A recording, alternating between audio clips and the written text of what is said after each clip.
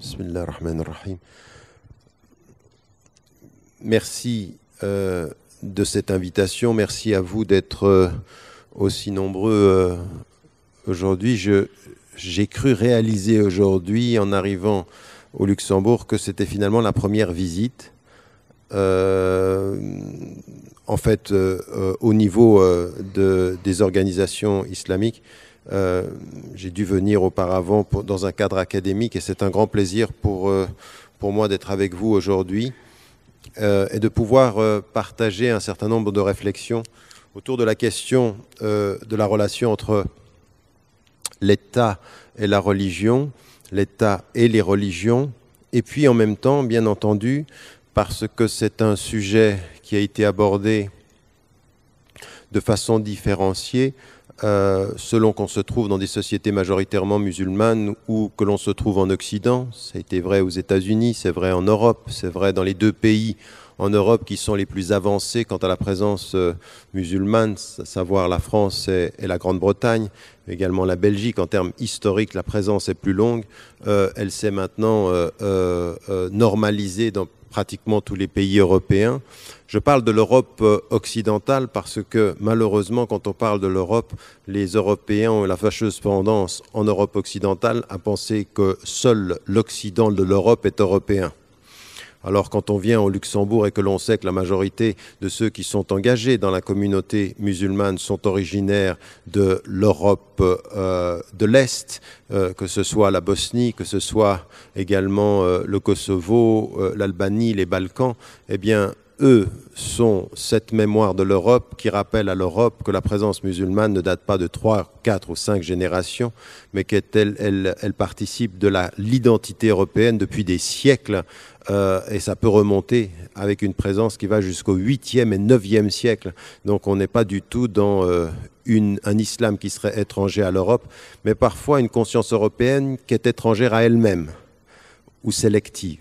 Donc il est tout à fait important par rapport à la présence que nous avons en Occident, de savoir que ces discussions autour de la sécularisation, de la dimension laïque de l'État sont des discussions qui ne sont pas nouvelles, qui sont des discussions qui ont participé de la conscience occidentale musulmane et dont je vais dire quelques mots aujourd'hui au cours de mon intervention.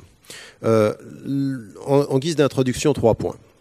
Le premier point que j'aimerais mettre en évidence, c'est que malheureusement, quand on aborde cette question de la relation entre l'État et les religions, quand on aborde la question de ce rapport entre le caractère, le modèle laïque d'une société sécularisée, eh bien, on est dans la non-connaissance de la terminologie et la confusion des ordres. On rentre souvent dans un débat qui est très confus, on ne sait pas très bien de quoi on parle.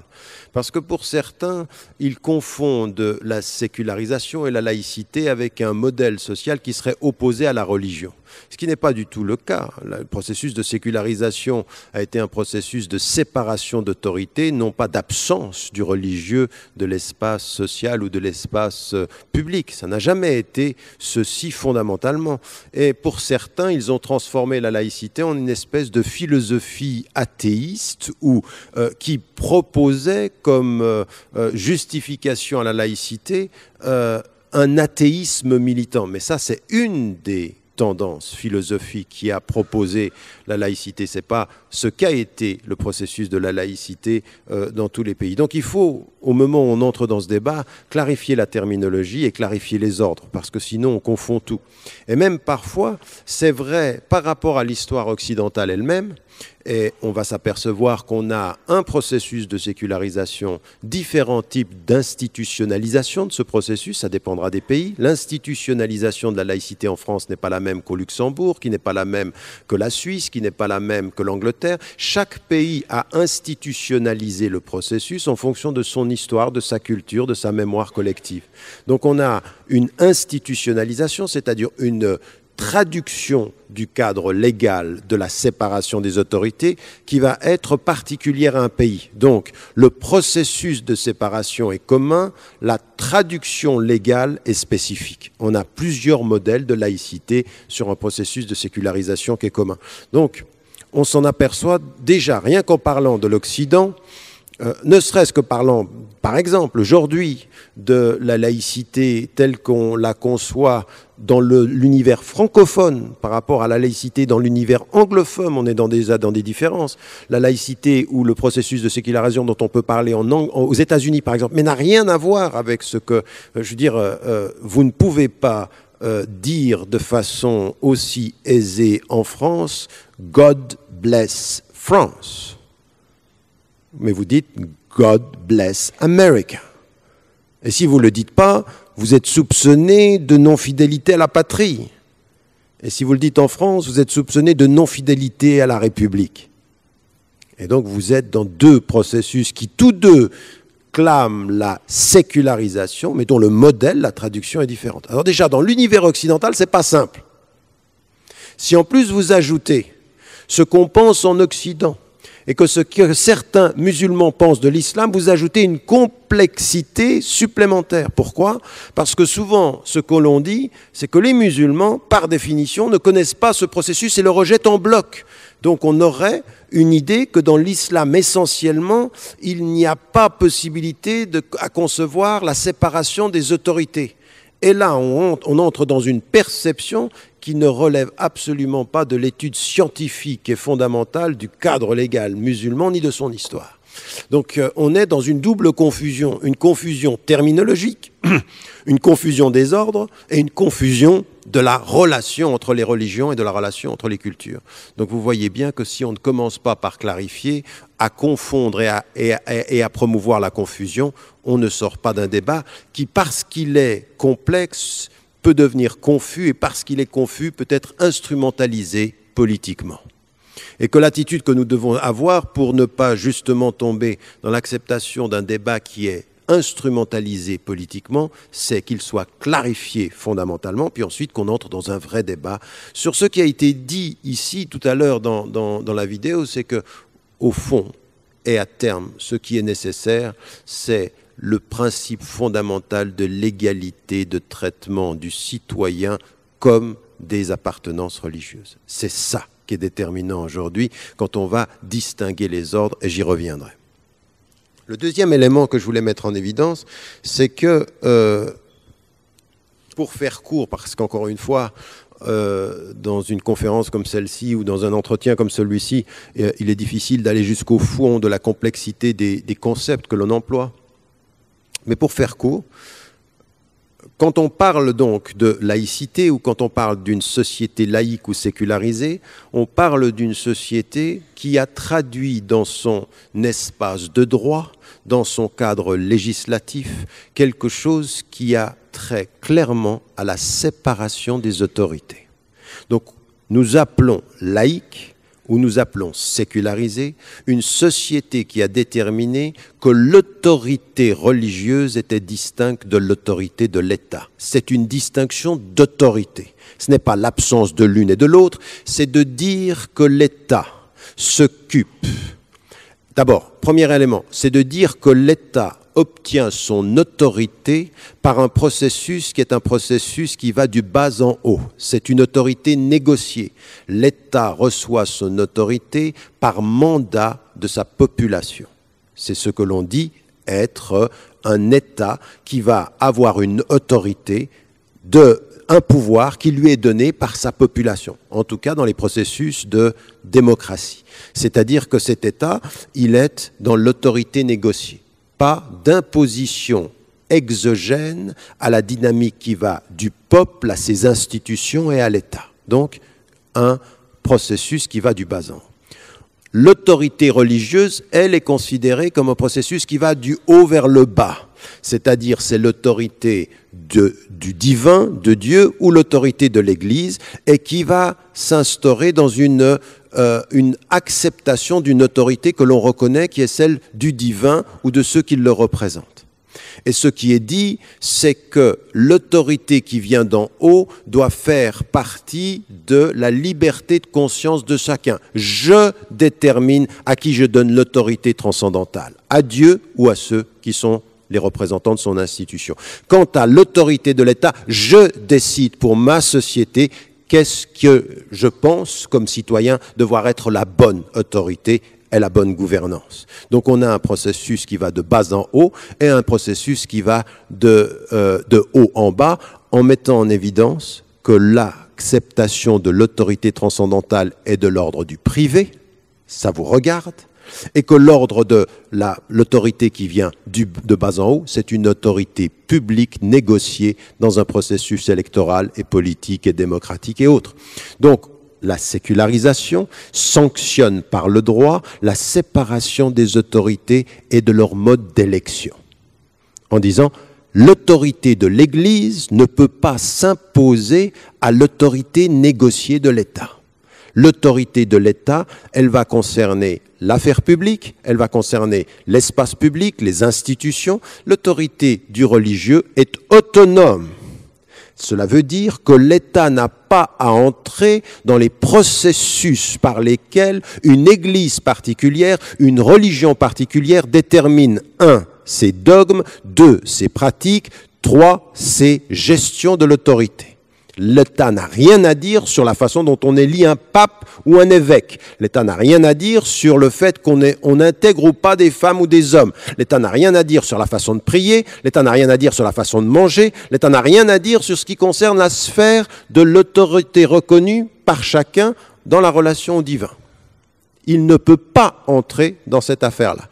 Mais ce qui est demandé subséquemment, c'est que l'autorité de l'Église ne peut pas imposer à l'État des décisions qui privilégieraient une religion, qui imposeraient un dogme ou qui imposeraient des pratiques. Et cela veut dire que l'État reconnaît 2 droits fondamentaux. La liberté de conscience de chacun, chacun décide pour soi quelle est l'autorité transcendante, et la liberté de culte. Ceux de la même religion décident pour eux-mêmes la façon dont ils s'organisent.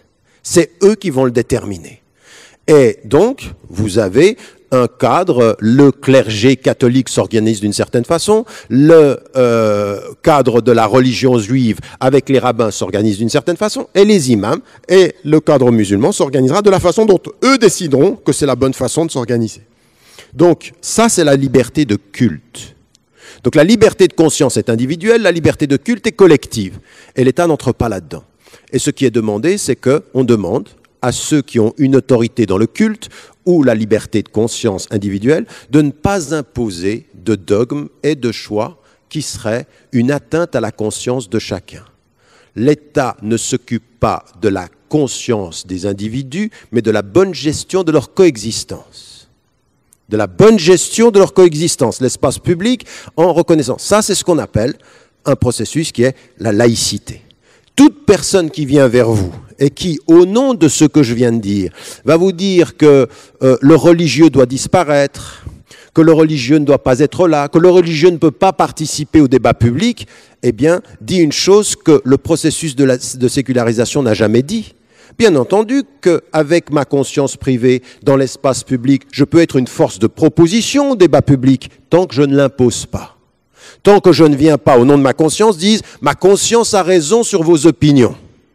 Non, ma conscience, elle donne une opinion et cette opinion peut s'exprimer sur la place publique. J'ai le droit, en tant que citoyen, à partir de ma conscience, de donner une opinion sur les choix de société, sur comment je vois la famille, sur comment je vois l'éducation. Je ne dois pas, pour être citoyen, avoir moins de conscience religieuse, mais je dois, à partir de ma conscience religieuse, admettre qu'il y a d'autres consciences religieuses que ma religion. Ça, c'est le principe de la distinction des autorités. Et c'est comme ça qu'on devrait le comprendre aujourd'hui au niveau fondamental, c'est-à-dire de faire attention à ce que le processus de sécularisation ne se transforme pas en philosophie militante athéiste, ce que certains aimeraient. Parfois, on a l'impression de dire, mais on n'est pas en train de parler de laïcité, on est en train de parler d'une philosophie qui, au nom de la séparation des autorités, a envie de voir disparaître une des autorités. Parce qu'elle la gêne, parce qu'elle estime, et donc on crée là, on crée une nouvelle religion, avec ses dogmes et ses c'est sa sacralité. Et la sacralité, c'est ma pensée rationnelle. En partant du principe, à partir du doute rationnel, que toute personne qui ne doute pas est dangereuse. Et quand vous pensez que toute personne qui ne doute pas est dangereuse, votre doute devient dangereux. Parce que ça devient un dogme. Ça devient un dogme qui s'impose à tous. Et on recrée un espèce de cadre de pensée, de la bonne pensée. On ne pense bien que quand on pense comme cela. Et ça, c'est un cadre religieux. C'est un cadre qui peut se transformer en philosophie qui se sacralise, qui s'auto-sacralise, qui sacralise ses propres opinions. Et c'est ça qui est dangereux. Au bout du compte, ce qui est le plus dangereux dans une société qui distingue les autorités, ça n'est pas la religion ou l'athéisme, c'est l'esprit dogmatique. L'esprit dogmatique, c'est l'esprit qui pense que sa réponse est la seule qui soit bonne contre toutes les autres. Et ça vient autant des religieux que ça vient des athées. L'esprit dogmatique, c'est le mal intellectuel le mieux répandu parmi les intellectuels fermés, pour être gentil. Parce que je ne sais pas si on peut être un intellectuel et fermé, ça me paraît être une contradiction dans les termes. Enfin, c'est un autre débat. Donc ça, c'est un deuxième principe, et j'ai pris du temps parce que ça va me permettre d'aller plus vite maintenant dans le déroulement de la pensée. Le troisième point que je voulais mettre en évidence, c'est que dans tout ceci, souvent, quand vous lisez les textes des orientalistes, ou dans certains textes qui sont produits par des musulmans eux-mêmes, ce que je viens de vous dire apparaît être, historiquement, comme quelque chose qui est complètement étranger à la pensée musulmane. Ça, c'est que l'Occident, les musulmans ne connaissent pas ça. Chez les musulmans, les deux autorités sont exactement de même nature.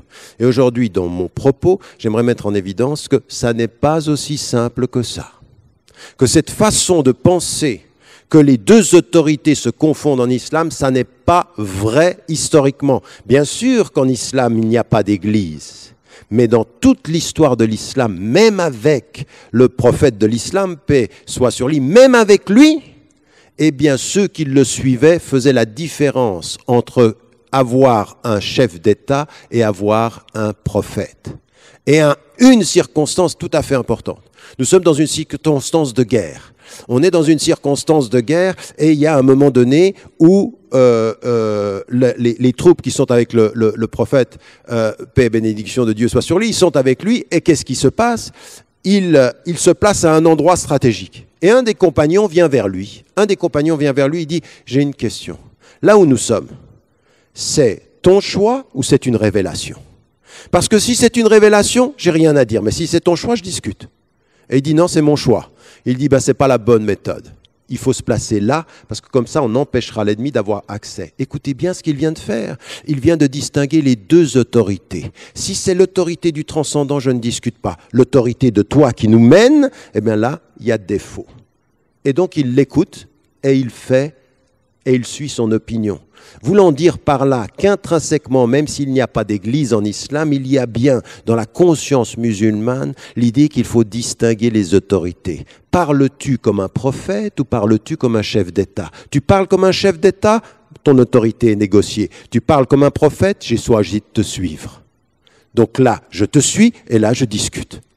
Deux autorités. Ce qui a fait dire d'ailleurs à un philosophe qui est un spécialiste de la philosophie du Moyen-Âge, Alain de Libera, il met une chose tout à fait intéressante, il dit en fait le processus de distinction des autorités existe dans l'islam, il va même avoir une conséquence tout à fait particulière lors de la rencontre entre le christianisme et l'islam au Moyen-Âge en Espagne. Voulant dire que la distinction des autorités n'est pas quelque chose qui s'impose à l'islam, mais quelque chose qui a été négocié et discuté dans la relation entre la tradition juive, la tradition chrétienne et la tradition musulmane dans l'Espagne andalouse. Regardez comme ça change les perspectives. Donc ce propos que l'on répète que les musulmans ne savent pas distinguer les autorités est une erreur. Et souvent les musulmans le répètent parce qu'on leur a dit que ce qui vient de l'Occident est complètement étranger à ce qui vient de notre propre tradition. Mais quel est le problème avec les musulmans ? C'est que souvent ils pensent que ça vient de l'Occident parce qu'ils sont ignorants de ce qui vient d'eux-mêmes. Ce qui vient de leur propre tradition. C'est-à-dire qu'ils se lisent en s'aliénant. Ils se lisent par les yeux de ce qu'on a dit d'eux, qu'ils ne prennent pas le temps de bien connaître leur tradition. Ayant dit cela, ce qui m'intéresse, c'est simplement d'aller vite et d'apporter des éléments de réflexion, au débat qui est le vôtre et que j'ai pu comprendre était aussi central pour les organisations musulmanes, pour ce que fait Shura ici.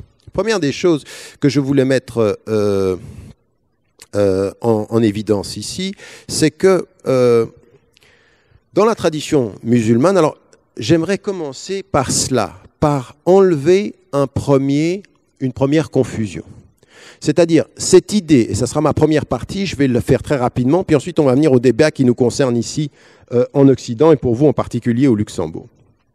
Le premier élément, c'est de dire, sommes-nous finalement la nouvelle composante religieuse du Luxembourg? Vous avez une tradition catholique, en fait une tradition pas simplement catholique, vous avez une tradition chrétienne plurielle qui est très présente au Luxembourg et depuis longtemps. Vous avez une présence juive et vous avez une présence d'autres traditions qui sont des spiritualités orientales, du bouddhisme, et puis vous avez une nouvelle présence qui a accéléré sa présence sur les dernières années avec la nouvelle présence musulmane.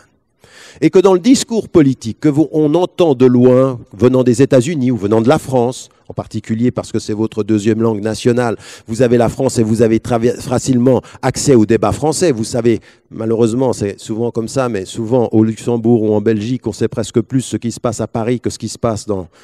Enfin bref, on a les centres de référence que l'on peut, vous me suivez. Donc, on reçoit ceci, puis on est influencé par le discours. Et ce qu'on dit souvent en France, depuis longtemps, chez les orientalistes, c'est que l'islam et les musulmans sont étrangers. Je ne sais pas si vous avez vu très récemment dans le journal Le Monde, on nous dit que jusqu'à 73% des Français pensent que les musulmans, avec leurs valeurs, sont incompatibles avec la France. C'est-à-dire ils sont incompatibles avec l'idée de la République laïque. Pourquoi? Parce que l'islam, ça serait à l'encontre de ça. Eh bien, là, il faut enlever un premier problème. Le nouvel arrivé, la nouvelle religion présente, les citoyens de confession musulmane du Luxembourg, est-ce que fondamentalement, au nom de leur religion, ils ont déjà un problème avec ce qu'ils vivent, avec ce cadre? Eh bien, ma thèse, c'est qu'une bonne compréhension de l'islam le met en évidence qu'ils n'ont aucun problème avec la séparation des autorités. Aucun. Au contraire, ils vont même demander aux autorités, ce que vous venez de demander, c'est de dire, non seulement nous n'avons pas de problème, mais nous voulons une application absolue et égalitaire de tous les principes que vous donnez aux autres. C'est-à-dire, ce n'est pas la laïcité pour certains et pas de laïcité pour d'autres. Ce qui était l'attitude française coloniale. En Algérie, je vous rappelle qu'on avait la laïcité dans la métropole, mais pas en Algérie. En Algérie. C'était un département où la laïcité n'avait... Pourquoi? Parce qu'en fait, on contrôlait le religieux. En contrôlant les imams, on contrôlait. Donc en fait, la laïcité pour laisser l'autonomie aux religieux, pas de laïcité pour contrôler le religieux. C'était ce qui se passait à l'époque coloniale. On n'est plus à l'époque coloniale, on est à l'époque de la citoyenneté égalitaire. Et toute la vraie question, c'est est-ce que du point de vue de l'islam, nous avons un problème avec ça? Premier élément donc, et c'est ce que j'aimerais aborder ici dans cette première partie courte, c'est de dire qu'en fait, fondamentalement, quand on revient aux principes fondateurs de la religion musulmane et qu'on comprend ceci, on comprend qu'il y a une distinction des ordres qui est déterminée par un premier principe. Le premier principe, c'est qu'effectivement, en islam, il n'y a pas de clergé. Donc, nous n'avons pas d'église. Et que quand vous n'avez pas d'église, vous pouvez courir le risque de penser que puisqu'il n'y a pas d'église, tout est confondu. C'est d'ailleurs été pendant longtemps la réponse des musulmans. Quand on leur dit qu'il faut distinguer l'état de la religion ou l'état du clergé, voilà ce qu'on dit, l'état du clergé. Et la réponse des musulmans, pour éviter la question, c'est de dire pour nous c'est facile, il n'y a pas de clergé, vous voulez séparer l'état de quoi? Et là, c'était éviter la vraie question. La question, ce n'est pas de séparer l'état du clergé, c'est séparer les deux autorités. Est-ce que oui ou non, on admet qu'il y a une autorité négociée de l'État et une autorité de la religion qui vient du haut en bas? Est-ce que oui ou non on admet ça? Deux réponses vont être importantes du point de vue de l'islam et qui vont être particulièrement importantes de ce point de vue-là. La première, c'est que, effectivement, c'est ce que je vous ai dit tout à l'heure. C'est le fait de distinguer les autorités, même dans la personne de celui qui est le messager, qui est le prophète de l'islam, et on va tout de suite voir que dans la tradition musulmane, il y a une distinction. En fait, il n'est pas le pape, il n'a pas de sacerdoce, il est un homme parmi les hommes, ce que répète à plusieurs reprises le Coran, et qui va être extrêmement clair dans la façon dont il va gérer les affaires publiques. Quand il reçoit une révélation, quand il reçoit une révélation, personne ne discute. Et vous avez la formule coranique qui dit « Sami'na wa ata'na ». Nous entendons et nous appliquons. Pourquoi? C'est la façon de prier, c'est la façon de jeûner. Vous ne pouvez pas, ce n'est pas démocratique la façon de prier.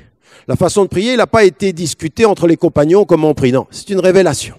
Et le prophète, il dit aux compagnons, et il dit à tout le monde, « Sallu kama ra'aytumuni usalli » priez comme vous m'avez vu prier. Donc ça, c'est un ordre qui vient d'en haut. Vous êtes croyant, vous me reconnaissez, donc vous priez comme je vous dis. Vous ne commencez pas à en faire un objet démocratique, je prie 3 fois, je prie 4 fois, je prie pas. C'est pas comme ça. La religion, c'est pas, dès que vous avez la liberté de conscience, quand vous entrez en conscience dans un cadre, vous en acceptez les éléments. Donc là, on a tout ceci.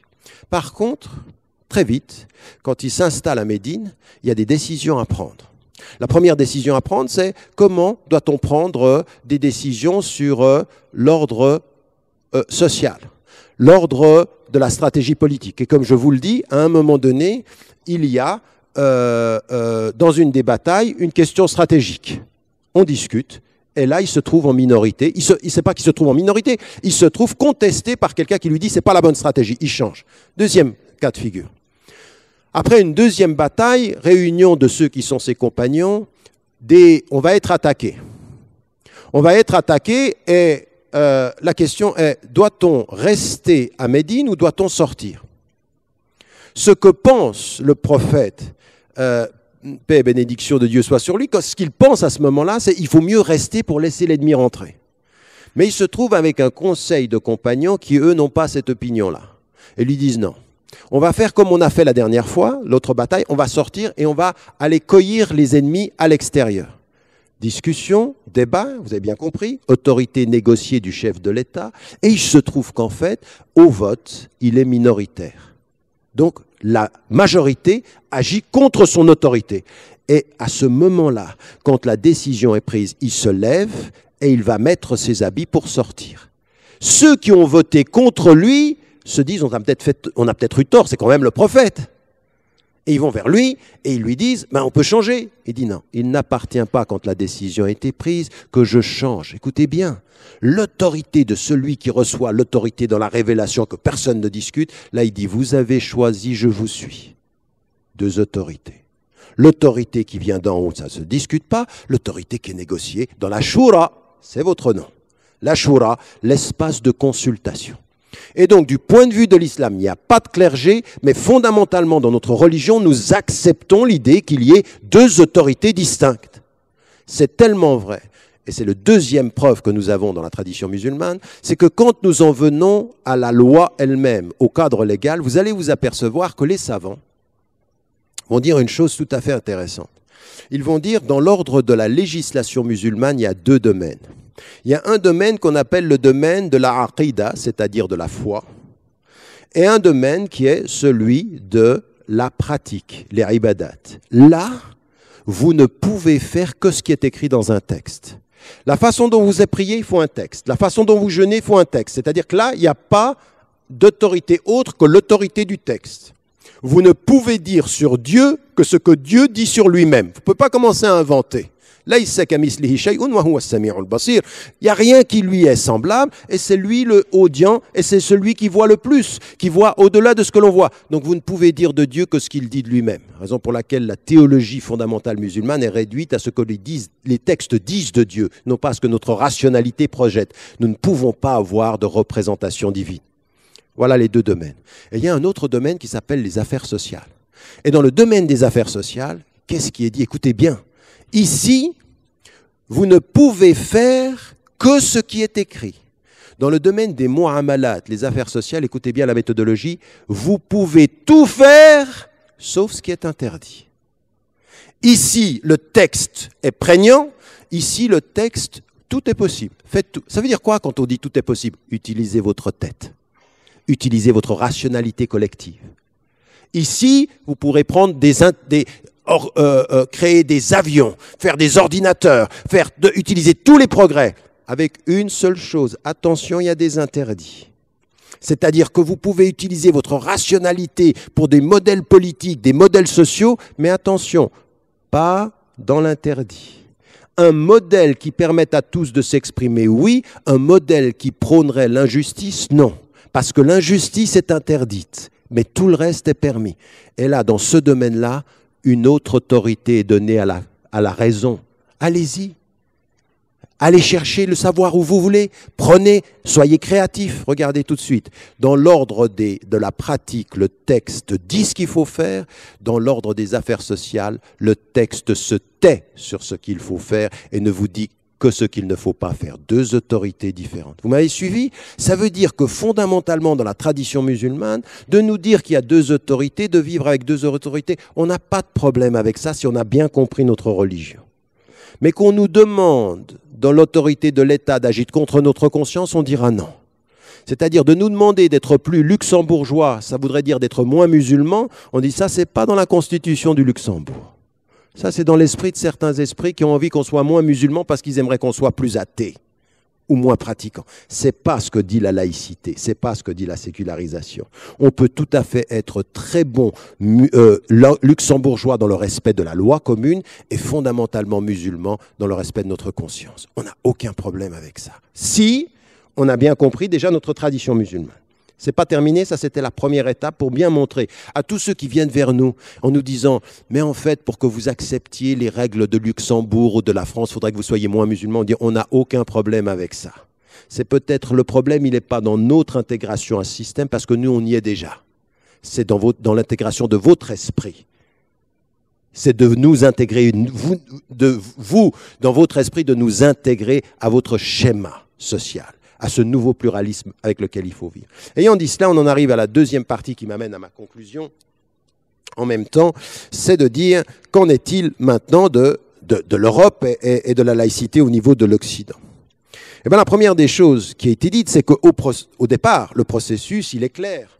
Le processus, la laïcité telle qu'elle va être vécue en Occident, c'est d'abord surtout par rapport à l'Église catholique. Raison pour laquelle un certain nombre de sociologues parlaient de catholaïcité, en disant c'est une laïcité qui naît de l'histoire catholique, parce que l'histoire catholique avait, le catholicisme avait une église, avait un pape, et que la relation c'était l'État versus le pape. Et c'est vrai que dans la fille aînée de l'église, dans toute l'histoire française, c'est vrai. Mais une fois qu'on a dit ça, et qu'on doit le dépasser, parce que ça nous touche tous aujourd'hui, c'est-à-dire que le processus de sécularisation nous touche tous, et ce qui est mis en évidence, c'est ceci. On revient à une compréhension en disant « nous séparons les deux autorités et nous acceptons ceci ». Mais une fois qu'on a séparé les deux autorités, il y a des conditions sine qua non à l'application de ce principe. Que si nous séparons les deux autorités, on attend de l'État trois choses. La première des choses, c'est qu'ils n'interviennent pas dans l'application des cultes. Comme je l'ai dit tout à l'heure, ils n'entrent pas comme j'avais reproché à un moment donné à l'ancien président français de s'occuper un tout petit peu trop des affaires musulmanes en leur demandant comment ils s'organisaient. Et quand on lui a dit « mais vous organisez les choses sans que ce soit vraiment très démocrate », il dit « oui, mais dans les affaires religieuses, il n'y a pas besoin de démocratie ». C'était parfois les présidents se transforment en moufti pour les musulmans et on leur dit « mais ce n'est pas votre prérogative, ce n'est pas à vous d'entrer dans ce domaine-là. Vous allez sur un domaine qui n'est pas le vôtre. Vous n'avez pas à dire aux musulmans, comme vous n'avez pas à dire aux juifs, comme vous n'avez pas à dire au pape ou au clergé comment ils s'organisent. C'est à eux de le faire. Si la fédération protestante s'organise comme elle le veut, c'est son choix. Donc, on attend de l'État qu'il n'interfère pas. Deuxième des choses que l'on attend de l'État, c'est qu'on dit de l'État qu'il soit neutre. Et dire de l'État qu'il soit neutre, c'est dire que l'État ne prend pas position pour privilégier un culte sur un autre. Mais attention, ne pas privilégier en droit un culte sur un autre, ça ne veut pas dire ne pas reconnaître une histoire culturelle de la société. Je veux dire que quand vous arrivez en Occident et que vous, bien entendu, je veux dire, vous vous promenez dans les... Pourquoi vous ne travaillez pas le dimanche? C'est pas parce que vous êtes dans un pays majoritairement musulman. Vous avez une tradition qui est une tradition chrétienne. Et donc on le reconnaît. Ne pas reconnaître plus en droit un État, ça ne veut pas dire ne pas reconnaître le passif culturel, civilisationnel qui a fait d'une société ce qu'elle est. Et ça, pour tout citoyen, il faut le reconnaître. Il faut reconnaître le fondement catholique juif, mais également, dans autant de l'histoire, de la participation des autres cultes à la conscience collective. Donc attention à une chose, la neutralité ne veut pas dire la non-reconnaissance de l'histoire et de la contribution des civilisations et des religions et des cultures.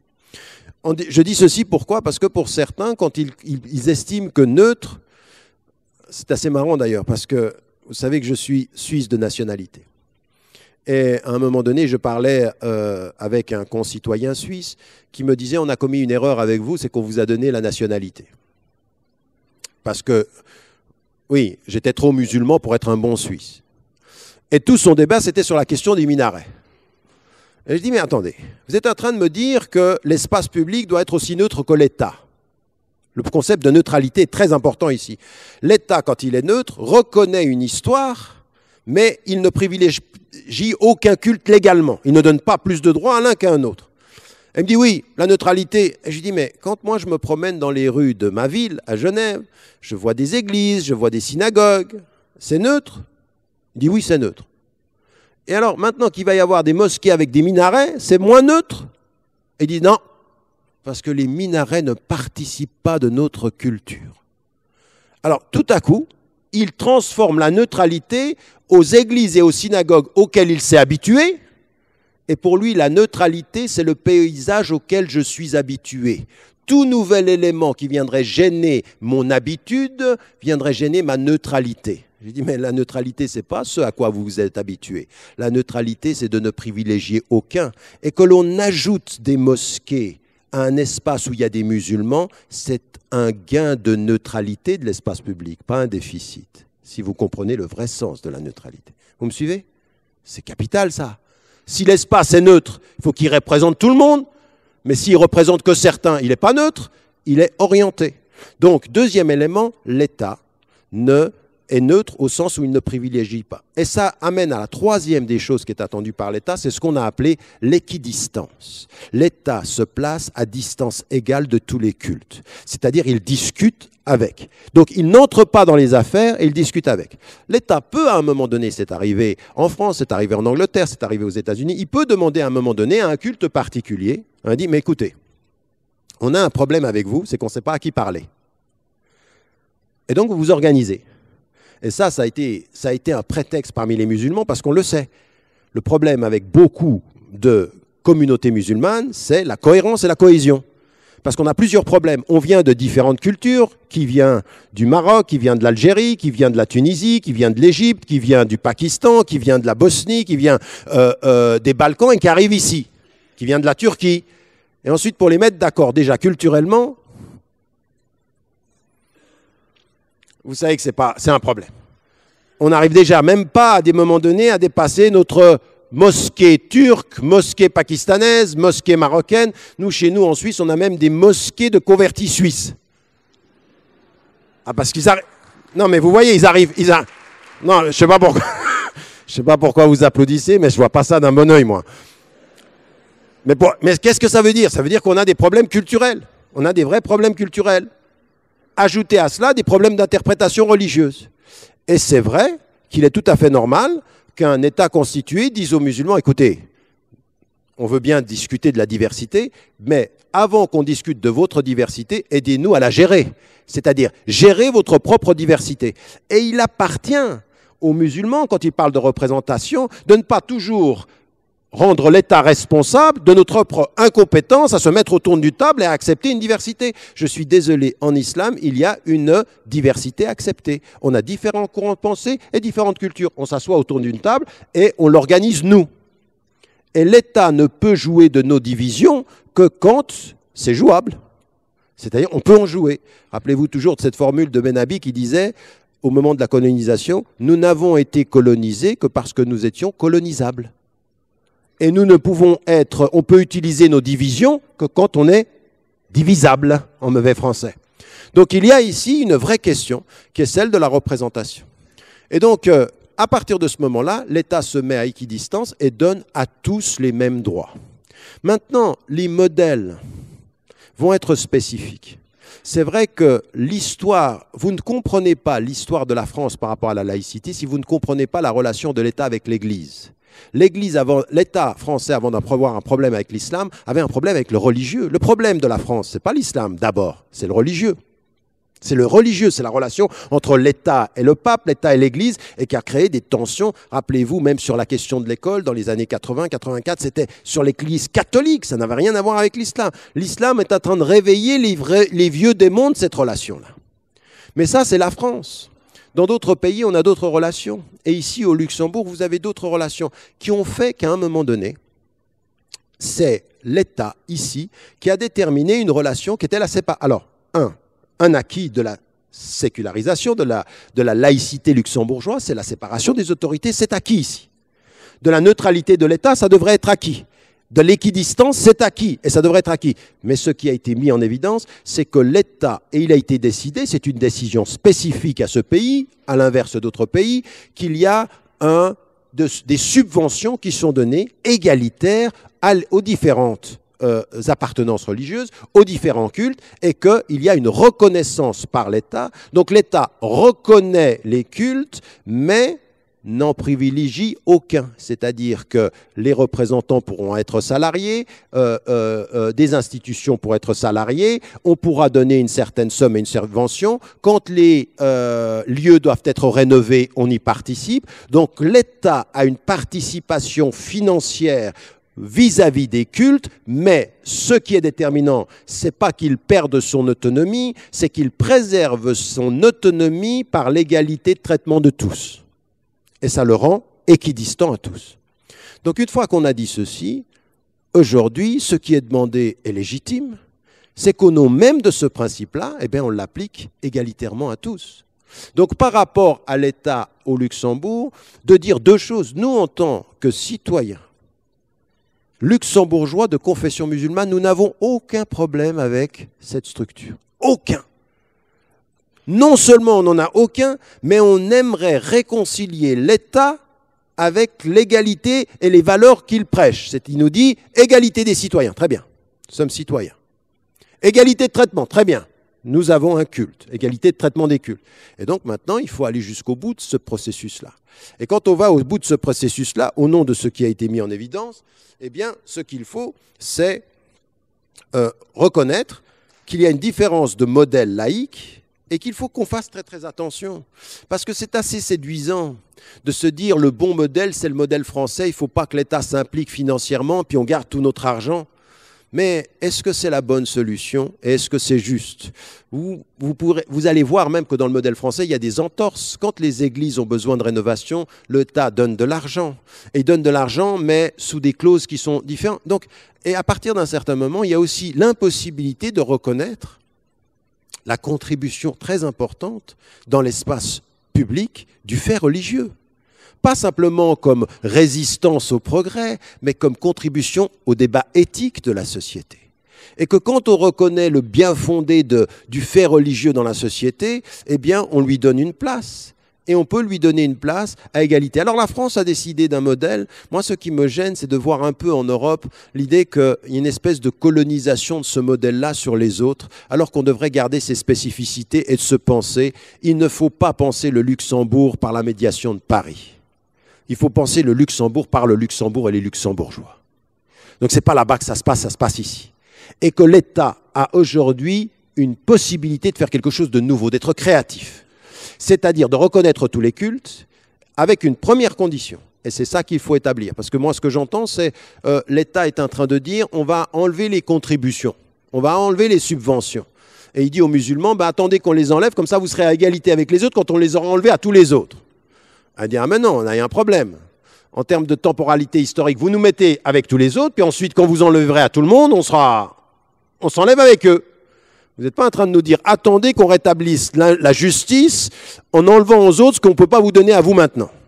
Non, aujourd'hui, il y a une représentation musulmane, elle a fait son travail, elle admet elle-même qu'elle est la même, là je l'ai entendu là maintenant, elle admet elle-même qu'elle est passée par des étapes, qu'il a fallu constituer un cadre dans lequel on était représentatif. Maintenant, il faut qu'avec l'État, on ait un débat et une application égalitaire du droit. C'est-à-dire qu'il faut mettre le culte musulman au niveau de tous les autres cultes égalitairement et sans discrimination. Ça, c'est la première étape. Maintenant, quant à revenir sur les subventions, c'est en étant à la table avec les chrétiens, avec les juifs, avec les bouddhistes et avec les musulmans que là, on a un vrai débat de société. Est-ce que c'est la bonne solution? Est-ce qu'il faut aujourd'hui retirer les subventions au culte?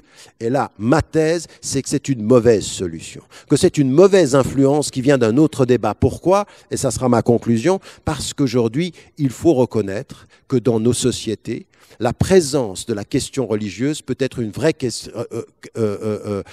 présence positive, sur au moins 4 plans. La première, et c'est ce qu'on aura avec Fathallah Othmani dans son intervention, parce qu'ils nous sommes aujourd'hui, au-delà des crises économiques et des crises politiques, nous sommes aujourd'hui en Occident en train de faire face à une vraie question du sens.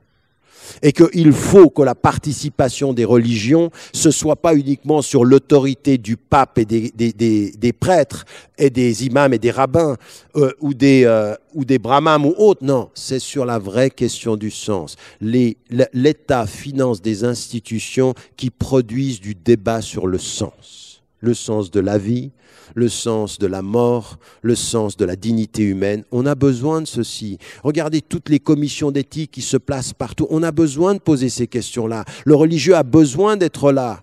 Et cette idée qu'il faut moins de religion pour être plus libre, c'est une autre prison.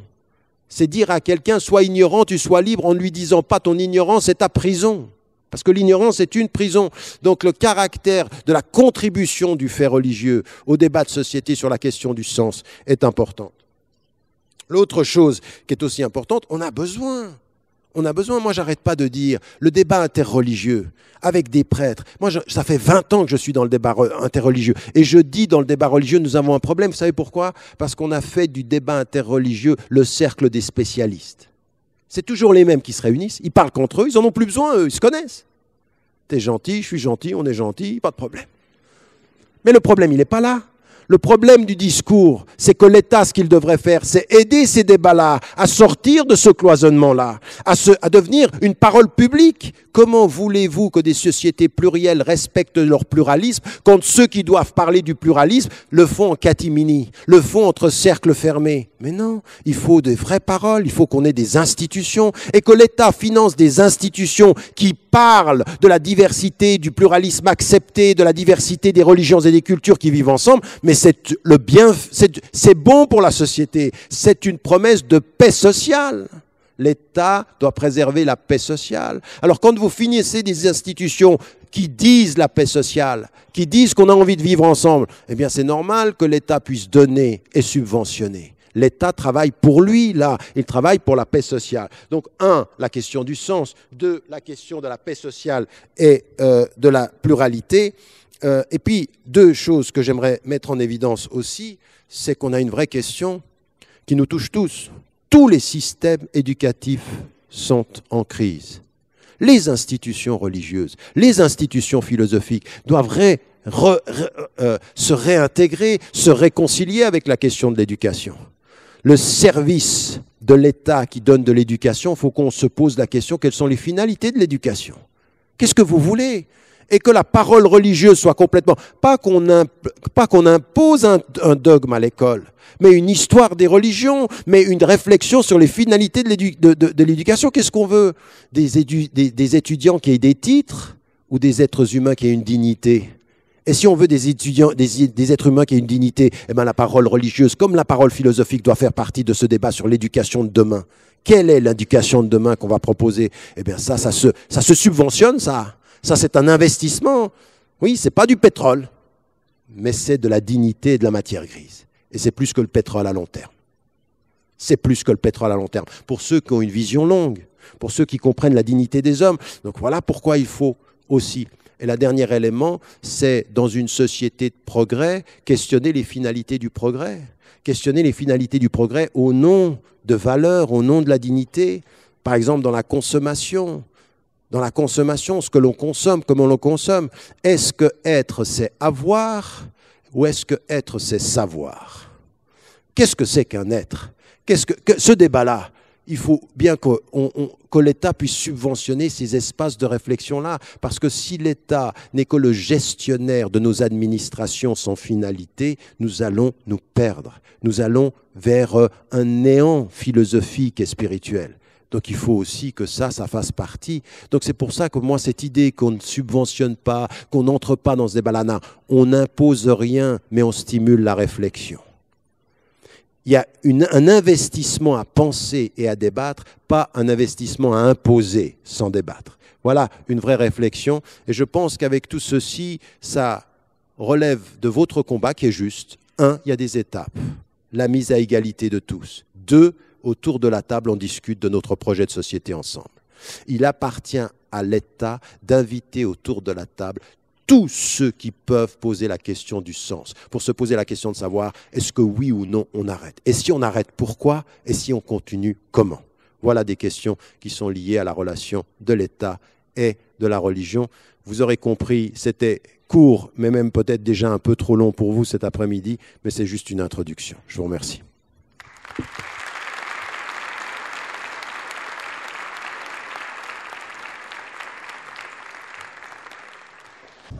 Moi, je voulais juste revenir sur un point que vous aviez cité. Vous parliez de la religion comme facteur de paix sociale. Si vous pouviez juste un peu préciser ce point, en attendant d'autres questions, bien sûr. Comme vous voulez, vous pouvez commencer le temps qu'on rassemble les autres.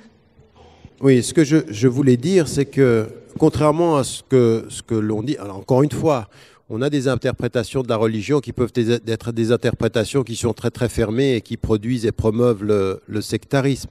Mais on a aujourd'hui des voies transversales dans les traditions juives, chrétiennes, musulmanes, qui sont effectivement des voies qui appellent au dialogue, à la compréhension et qui sont des facteurs de paix sociale au sens où ils insistent sur l'éducation, ils insistent sur la connaissance de soi et d'autrui, ils insistent sur un engagement qui soit un engagement serein. Je veux dire, ce qu'il y a de commun dans toutes les traditions religieuses et spirituelles, quand vous vous asseyez avec les bouddhistes, quand vous asseyez avec les juifs, les chrétiens et les musulmans, vous comprenez une chose qui est très très importante dans nos enseignements communs. C'est que très très très souvent, ce par quoi nous commençons, c'est par nos responsabilités, c'est-à-dire faire la dignité d'un homme se mesure à sa capacité à faire face à ses responsabilités humaines, à ses responsabilités citoyennes. Raison pour laquelle le caractère commun, moi ce que je défends, c'est une éthique de la citoyenneté. Quand on a compris ça, et ben ça c'est un facteur de paix sociale, c'est un facteur de dialogue social, c'est pas un facteur de conflit. Le conflit, il est entre les dogmatiques, il est entre les esprits fermés, mais entre les esprits qui ont compris leur religion, on est aujourd'hui dans une stimulation qui peut être effectivement très très positive. La diversité, quand elle n'est pas gérée et qu'elle reste ignorante, elle produit des conflits. Mais la diversité intelligente et qui est basée sur la connaissance mutuelle, elle produit l'intelligence, elle produit de l'enrichissement. Et donc je pense effectivement que les religions, dans leur enseignement, dans leur présence, sont et peuvent être des facteurs de paix sociale. Alors là, j'ai une question en anglais que je vais traduire en français. Dans une société qui n'est pas majoritairement musulmane, est-ce qu'on doit respecter les lois du pays et quelle est la référence islamique qui le permette? Ça, c'est une question auquel les savants musulmans ont été interpellés, ont dû répondre très vite parce qu'ils étaient interpellés par ceci. À partir du moment où la loi du pays où vous vivez ne vous demande pas d'agir contre votre conscience et contre les préceptes de votre culte, vous respectez la loi du pays. Et donc la loi des luxembourgeois musulmans, c'est la loi du Luxembourg. On respecte la loi du pays. Pourquoi? Parce qu'au Luxembourg, 2 lois sont respectées, 2 principes sont respectés, la liberté de conscience et la liberté de culte. Et même parfois, quand on se trouve devant des situations où par rapport à la liberté de conscience, on ne touche pas à un élément fondamental. Parce que l'élément fondamental pour nous, qu'est-ce que c'est? C'est le testament, le fait d'affirmer qu'il n'y a de Dieu que Dieu et que le prophète, le messager est son prophète, mais son messager, le fait de la prière, ça c'est les principes fondamentaux. Dans une société où on vous imposerait de ne pas prier, il faudrait résister. Elle dit, je suis désolé, là, vous êtes en train de me demander de ne pas être ce que je suis pour pouvoir vivre parmi nous ici. C'est pas possible. Donc là, les principes. Par contre, ce qu'on a vu dans la loi de 2004 en France, mars 2004, où on dit les jeunes filles de 14 ans à 17 ans ne peuvent pas porter le foulard pour aller à l'école. Moi, je pense que c'est une mauvaise loi. C'est une loi qui va à l'encontre de la liberté de conscience des filles. Mais la loi, elle a été votée à 96% des parlementaires. Eh bien, elle est appliquée. Quelle va être votre position? Et là, vous devez faire un dosage des priorités.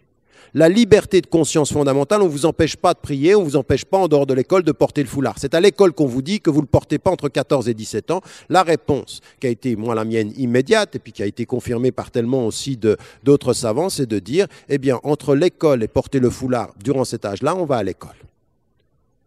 Donc là, vous êtes dans quelque chose qui ne touche pas fondamentalement votre pratique. Alors évidemment, certains vont dire on va faire des écoles islamiques, on va essayer de trouver, on peut trouver des alternatives. Mais quand on est en face de ce choix-là, il faut faire el-awlawiyat, c'est-à-dire les priorités. Et la priorité, ce sera l'éducation. Après, la jeune fille, elle peut porter le foulard après l'école ou autre. Mais vous voyez comment la tradition musulmane fonctionne. Elle est extrêmement flexible. Elle prend en compte le contexte, elle connaît les fondamentaux. Et puis ensuite, eh bien, oui, aujourd'hui, dans un cadre laïque où on vous interdit de porter le foulard, l'éducation est plus importante. On va à l'école, on prend le savoir, et puis en dehors de l'école, on fait ses choix.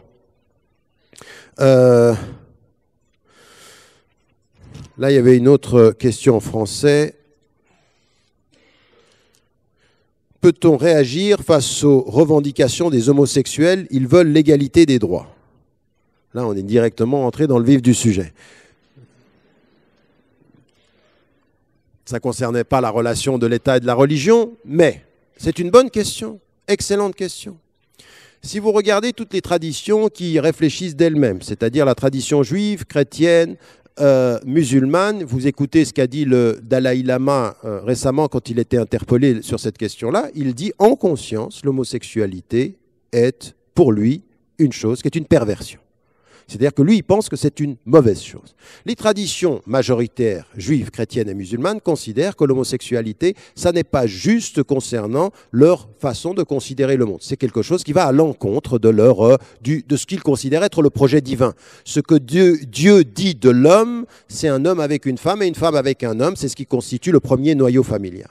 Donc, la loi luxembourgeoise ne vous interdit pas d'exprimer cette opinion-là. Maintenant, il y a des débats sociaux et des mouvements sociaux, des gens qui vont dans le sens de changer la loi pour aller vers plus d'égalité. Eh bien, à partir de ce moment-là, dans le cadre de l'autorité négociée, vous avez le droit de dire ce que vous pensez en tant que citoyen. Ensuite, le processus va se faire par la majorité. Mais ne vous interdisez pas de dire ce que vous pensez parce que le mouvement majoritaire va dans un sens ou dans un autre. C'est-à-dire, oui. Et après, comment vous faites? Alors, c'est ce que me disent les musulmans. Ils me disent, mais alors, comment on fait? Est-ce que on va... Alors, vous pouvez dire, par exemple, moi, je n'ai aucun problème avec le fait que l'un ou l'autre, quelle que soit son orientation sexuelle, eh bien, demande des droits qui sont égalitaires. Je dirais simplement une chose, de mon point de vue en tant que musulman, et ça, c'est une position de principe, c'est de dire, je ne défends pas et ne promeus pas l'homosexualité, mais je respecte les êtres pour ce qu'ils sont. Donc je respecte qui vous êtes, même si je ne suis pas d'accord avec ce que vous faites. Maintenant, votre lutte pour l'égalité des droits, eh bien moi j'ai mes positions de conscience et je dois pouvoir exprimer en conscience mes positions sociales. Vous êtes d'accord, vous n'êtes pas d'accord, on n'est pas d'accord, et ensuite on verra, la société ira dans un sens. Mais j'ai le droit de pouvoir dire publiquement que ce que je conçois être la famille. Maintenant, la société décidera. Donc il faut laisser le débat libre, mais il faut prendre une position de principe. Ça n'est pas parce que nous sommes contre ce que certains font qu'il ne faut pas respecter ce qu'ils sont. On respecte la dignité des êtres et on laisse aux gens la liberté de vivre comme ils l'entendent. Voilà un principe de vivre ensemble. Mais de me dire aujourd'hui que la seule façon d'être un bon progressiste aujourd'hui, c'est de ne plus oser pouvoir dire ce que je pense sur mes valeurs, ça, c'est pas être un progressiste, ça, c'est être un dogmatique. Il y a le dogmatisme du progrès, c'est-à-dire on ne pense que comme ça. Et si moi, par exemple, des fois, à des moments donnés, certains m'écoutent parler comme ça, me disent « vous êtes un conservateur ». Je dis « mais j'ai aucun problème, le mot conservateur, ce n'est pas une insulte, ça dépend ce qu'on conserve ».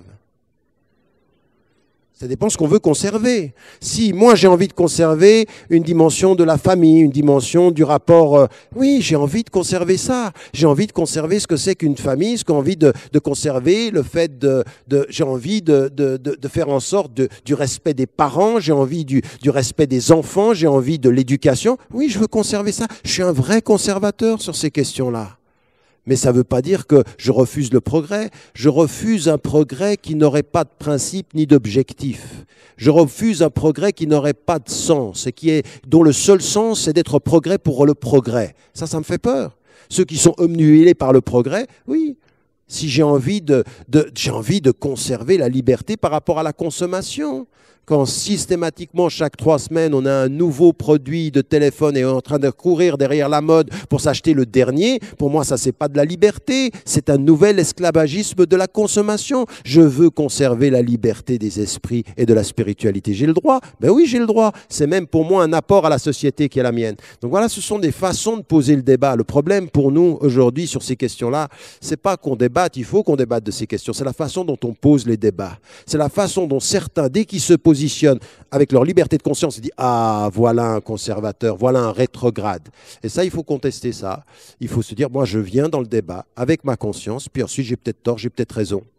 Mais je vous interdis, au nom de votre liberté de conscience, de supposer que j'ai une conscience qui est rétrograde et perdue. Je ne vous permets pas de dire ça. Je ne vous permets pas de dire ça. Je suis dans un débat d'égal à égal et puis que le débat s'ouvre. Et puis ensuite, on verra comment les sociétés évoluent sur ces questions.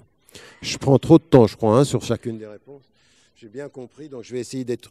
J'ai combien de temps pour... En fait, on aurait souhaité juste prendre encore une ou deux questions orales. Si orales, d'accord. Alors, je m'arrête là. Il y avait peut-être que c'est plus interactif.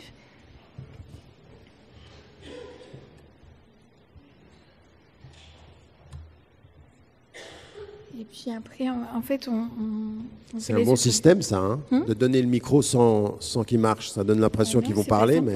Pas... On a parlé d'interactivité. Non, c'était de l'humour. C'est bon? C'est bon, Safia? Non, je crois pas. Ah, si. Bah si. Si. Oui, bonjour. Vous avez parlé de la séparation des autorités religieuses et de l'autorité de l'État comme étant un préalable nécessaire à notre bon vivre à tous et même faisant partie des principes de la religion. Je voulais vous poser la question, comment est-ce que vous voyez l'émergence et l'accès au pouvoir des partis religieux musulmans, et notamment dans les pays du printemps arabe? Est-ce que ceux-ci ne participent pas à l'émoussement de cette limite des fois un peu fine entre ces deux autorités? Je vous remercie. Alors, attention, voyez, j'essaye toujours, dans ma façon de m'exprimer, d'être précis sur les termes et précis sur le sujet. Et là, il y a un petit glissement dans ce que vous avez dit, ou alors je me suis mal exprimé, et donc je précise ma pensée. Je n'ai pas dit que c'était un préalable. Ce que j'ai dit, c'est que c'était une condition de ce que l'on appelle le processus de sécularisation. C'est ce que j'ai dit. Je parlais là de qu'est-ce que la sécularisation, qu'est-ce que la laïcité, et le préalable et la condition, c'est la distinction de ces autorités-là. Maintenant, est-ce qu'on peut imaginer qu'il y ait une référence religieuse dans un État et que la liberté des uns et des autres soit respectée? On peut imaginer, historiquement, ça peut être le cas. Et je vous donne un exemple qui n'est pas du tout un exemple dans le monde arabe, mais l'exemple qui est connu dans l'histoire de Salomon le Magnifique, Suleiman the Magnificent, c'est une réalité d'une référence musulmane qui a accepté que juifs, chrétiens puissent vivre ensemble dans un espace qui avait une certaine façon de concevoir le religieux sans dogmatisme. Donc, historiquement, on peut imaginer que ça peut arriver. Mais pour que ça arrive, il faut qu'il y ait des conditions. Et à la suite de ce qu'on appelle le printemps arabe ou les révolutions arabes, moi je n'utilise pas ces termes-là. Je parle de réveil de la conscience et aussi de soulèvement, mais je ne parle pas de révolution et je ne vois pas encore le printemps poindre.